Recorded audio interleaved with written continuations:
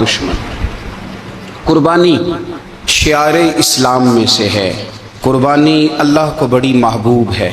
नबी रहमत अलैहिस्सलाम ने फरमाया 10 ज़िलहज को जो अमल अल्लाह को सबसे ज़्यादा पसंद है, ज़ाहिर है 10 ज़िलहज को लोग नमाज भी पढ़ते हैं ईद की, और फजर की नमाज भी पढ़ते हैं, ज़िक्र भी करते हैं, इबादत भी करते हैं, बहुत सारे काम करते हैं। लेकिन हुज़ूर अलैहिस्सलाम फरमाते हैं कि अल्लाह को 10 ज़िलहज को जो काम सबसे ज़्यादा पसंद है वो खून बहाना है। अपने वतन के लिए दुआएं मांगें, उम्मत मुस्लिमा के लिए दुआएं मांगें। हमारे दिल एक दूसरे से दूर हो गए। हर महकमा, हर इदारा एक दूसरे के बारे में नफरत अंगेजी करता है। अल्लाह के हुजूर हाजिर हों तो वहाँ से खैर तलब करें कि मालिक हम सारे आपस में हैं, हमारे दिलों को जोड़ दे, कुछ ऐसा कर दे कि उम्मत में वहदत पैदा हो। आलम इस्लाम जो जगह जगह टूटा हुआ है, जिस तरह आज जोड़ दिया है, सबको जोड़ दे। अत-तरगीब व तरहीब में हदीस है। अरफात का दिन है, करोड़ों पतो शख्स है, अरबों रुपया उसके पास है, नौकर चाकर हैं, लेकिन वो जमीन पे बैठा है, बालों में रेत पड़ गई है।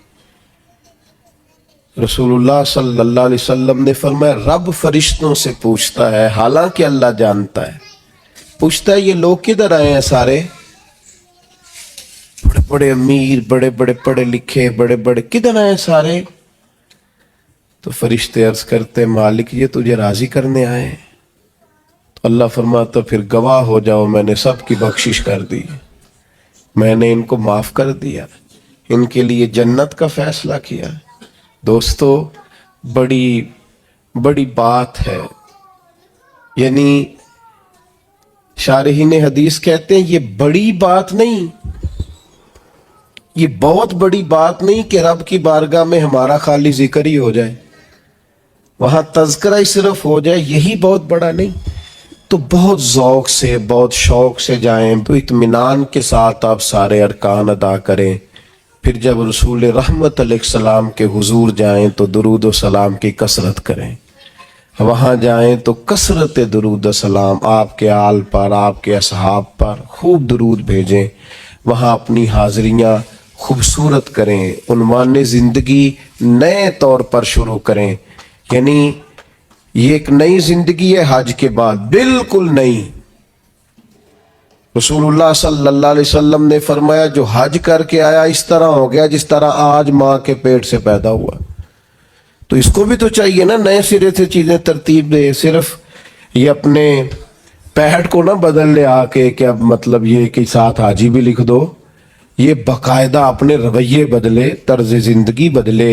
मैं आपसे फिर यही अर्ज करूंगा कि कुशादा सीने के साथ, कुशादा दिल के साथ और बड़े हौसलों के साथ हमें सफ़र करने की कोशिश करनी है। आप जितनी ज़्यादा अपनी तबीयत में हुस्न रखेंगे, ठहराव रखेंगे, बुर्दबारी रखेंगे, उतना हज का सफ़र आसान होगा। हज़रत इब्राहीम इब्ने अदम से किसी ने कहा था आपने बड़े लंबे लंबे सफ़र किए हैं, इतनी छोटी ज़िंदगी में इतने सफ़र। फरमाने लगे 2 सवारियाँ पास थीं, तकलीफ़ कभी हुई नहीं। का कौन कौन सी? फरमाने लगे एक सब्र की, एक शुक्र की। ये 2 सवारियाँ साथ थीं, लिहाजा कभी आजमाइश नहीं देखी। आपको बहुत सारे लोगों ने कहा होगा कि हज में मुश्किलात आती हैं। सबकी राय अपनी जगह पे दुरुस्त है। मेरी राय ये है कि जो मालिक बुलाता है वो सारे रास्ते आसान किए देता है। कुछ भी नहीं होता, हर चीज़ बड़ी आसानी से हो जाती है। हमने तो ये देखा है जो यहाँ बहुत थकते थे ना, हम तवाफ़ ज़ियारत के लिए गए तो सबसे ऊपर जगह मिली तवाफ़ करने की। कुछ पता नहीं चलता, इतनी आसानी से सारा कुछ अदा होता है। बड़ी चीज़ें तो वैसे ही बंदा भूल जाता है। बहुत ज़ौक़ से जाइए, बहुत शौक़ से जाइए, और बड़ा आसान है भाई। अब तो इस्त्री नहीं टूटती हाजी साहब की, घर से भी दरवाजे पे गाड़ी और वहाँ आपके पास टेबल और खाना। तो याद कीजिए ना उन लोगों को जो बहरी सफ़र करते थे या पैदल जाते थे और जाते थे और करते थे और सब होता था और ठीक ठाक लौटते थे और आते थे तो लम्हा लम्हा शुक्र करते थे। تب آپ دیکھیے کتنی آسانی سے سارے کام ہوتے ہیں، کتنی سہولیات ہے. بس ذوق، شوق، تحمل، بردباری، محبت، پیار، استغفار. ابھی سے موبائل کو وقت دینا کم کر دیں. موبائل کی جگہ تسبیح لے لیں ہاتھ میں.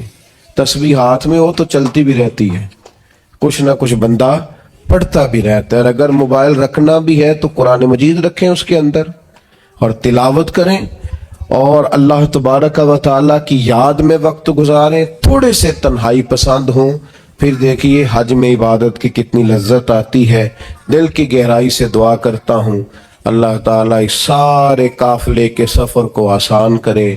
لمحہ لمحہ آپ سب کے لیے اللہ تعالیٰ رحمت والا فیصلہ فرمائے. اگر کہیں ہمارے چہرے یاد آ گئے تو یقیناً امید ہے کہ آپ ہمارے لیے دعا کریں گے. اللہ تبارک و تعالیٰ یہ سعادت مندی ہم سب کو بار بار نصیب کرے. جہاں کوئی عجیب و غریب گدی نشین ہو وہاں سے بچنا، اس لیے کہ ان کا پروٹوکول ہم سے نہیں ہوتا، ہم نے بڑا پہلے چھوڑ دیا تھا. میں آپ کو خود سے بتاتا ہوں، میں خانقاہی آدمی، میں نے خانقاہ نام لکھا ہوا ہے، لیکن آپ سارے جانتے نہیں کہ میں آپ کو ہاتھ چومنے سے بھی منع کرتا ہوں. میں نے جمعے والے دن کئی دفعہ آپ سے عرض نہیں کیا کہ میں جب آؤں تو کھڑے نہ ہوا کریں. میں نے دوستوں سے کہا ہے کہ گلی گلی میں آپ نے خانقاہ بنانی ہے، لیکن وہاں خلفاء نہیں بٹھانے، خدام بٹھانے. طریقت کا اصل روپ لے کے آنا ہے. ایک جگہ میں جلسے میں حاضر تھا، کسی پیر صاحب کا ختم چہلم کا پروگرام تھا، تو ایک صاحب نے کہہ دیا اللہ ان کی مغفرت فرمائے. کوئی غلطی، کمزوری، سستی ہو گئی تو معاف کرے. تو سجادہ نشین صاحب ناراض ہو گئے، کہنے لگے بلندی درجات کہو. میں نے کہا چپ کر بیٹھ جا نیچے. اگر احد کے شہیدوں کے لیے مغفرت کی دعا ہو سکتی ہے تو تیرے باپ کے لیے بھی ہو سکتی ہے. کیا بات کرتے ہیں آپ؟ پڑھیں آپ حدیث و سنت کی کتابیں. کیا حضور شہدائے احد پر جا کے مغفرت کی دعا نہیں فرماتے تھے؟ کیا تم نے تصوف لیا ہے اور کیا تم نے طریقت پائی ہے اور کیا تم دنیا کو دے رہے ہو؟ تم نے اپنی قبروں کو محروم کر لیا ہے کہ کوئی تمہارے لیے دعائے بخشش بھی نہ کر سکے، دعائے مغفرت بھی نہ کر سکے. آپ میں سے جو جہاں سے بھی آیا ہے، میں منبر رسول پر بیٹھ کر اللہ کی قسم اٹھا کے کہتا ہوں میں آپ سب سے زیادہ گناہگار ہوں. جب بھی کبھی رات کو موقع ملے دعا کیا کرے اللہ میرے گناہوں کو معاف کر دے.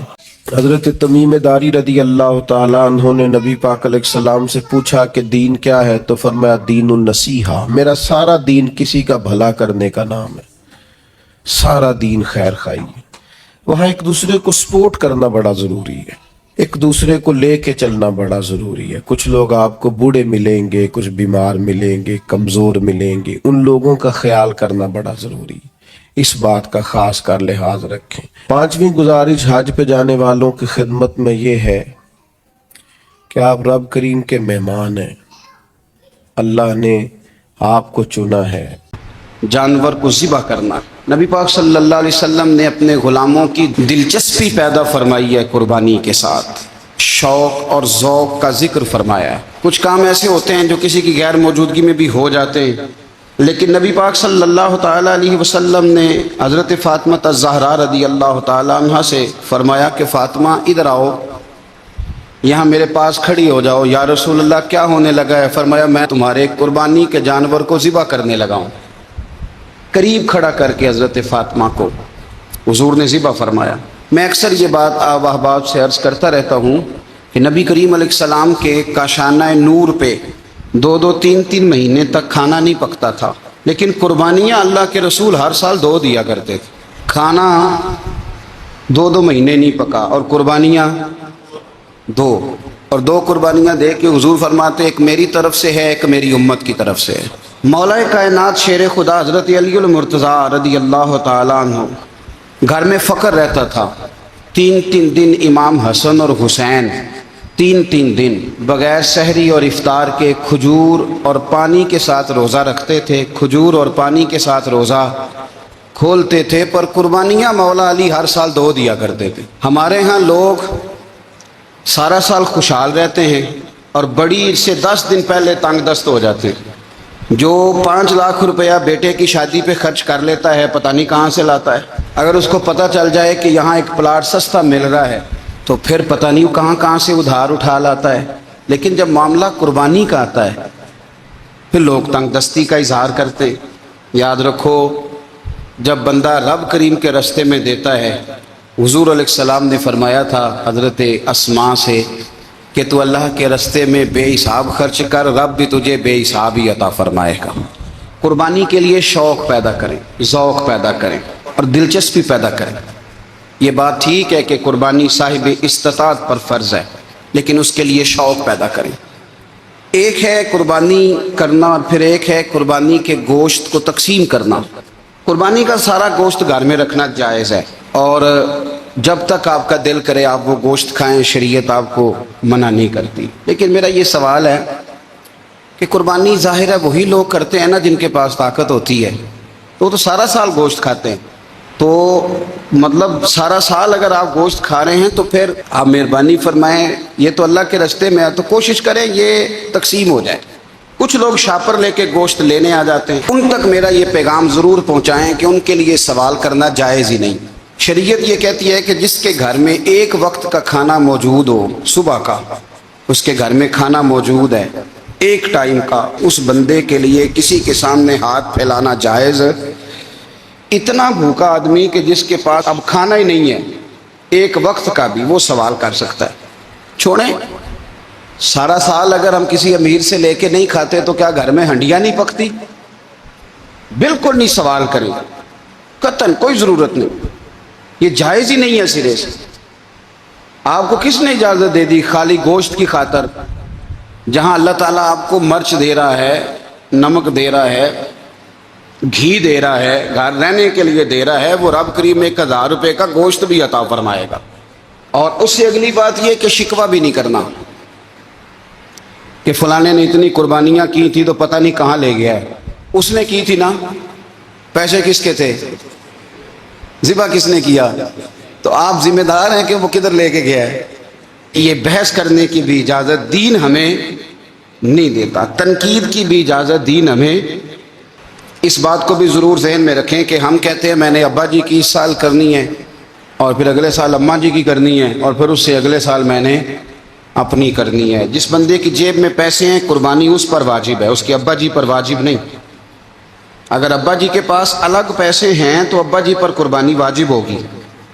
ہاں، اگر آپ کی جیب اجازت دیتی ہے تو آپ 3 قربانیاں خریدیں یا بڑے جانور میں 3 حصے ڈالیں، تو اب آپ 2 والدین کی ہو گئی، 1 آپ کی اپنی ہو گئی۔ لیکن جب تک آپ پر واجب قربانی آپ نہیں دیتے تب تک والدین کی قربانی دینا درست نہیں ہے، کیونکہ یہ دین میں واجب ہے۔ جو نماز آپ پہ فرض ہے وہ آپ نے پڑھنی ہے، اور جو ابا جی پہ فرض ہے وہ ابا جی نے پڑھنی ہے۔ اس مسئلے کو بھی ضرور ذہن نشین کریں۔ اس سے اگلی بات جو اور زیادہ ضروری ہے اس کا ضرور خیال فرمائیں، حصے ڈالے جاتے ہیں قربانی کے حصے، تو 6 حصے ہو گئے، اب 7واں حصہ مل نہیں رہا، تو ایک تگڑے سے بندے کے پاس جا کے مالدار سے کہا کہ چلو سب حصہ ڈال لیں، ایک حصہ کم ہے۔ چودھری صاحب کہنے لگے کہ میں نے تو پہلے بھی 4 بکرے لیے ہوئے ہیں، تو چلو اگر تم کہتے ہو تو چلو بڑا گوشت آ جائے گا، تکے ہی بنا لیں گے، چلو بڑا گوشت بھی 10 کلو آ جائے گا تو کباب کے لیے رکھ لیں گے، چلو رکھ لو حصہ۔ اب 6 بندوں کی نیت قربانی کی، 7ویں کی گوشت کی، اس کی نیت قربانی کی، پچھلے 6 کی بھی قربانی نہیں ہوگی، وہ بھی گئے کام سے۔ آپ اس بات کو سمجھیں کہ قربانی کا مطلب یہ ہے کہ خالص اللہ کی رضا کے لیے مخصوص وقت میں مخصوص جانور ذبح کرنا۔ اس لیے یہ ضرور توجہ کریں اس بات پر کہ ہم کئی لوگوں کو فورس کر کے شامل کر لیتے ہیں۔ بندہ مالدار ہوتا ہے، وہ بھی کہتا ہے چلو ٹھیک ہے کوئی حرج نہیں، لیکن وہ نامینیٹ کرے گا۔ اگر اس نے اپنی قربانی رکھ لیا تو پھر وہ بتائے گا یہ قربانی کس کی ہے، والدین کی ہے، کس کی ہے۔ تو قربانی اس ترتیب سے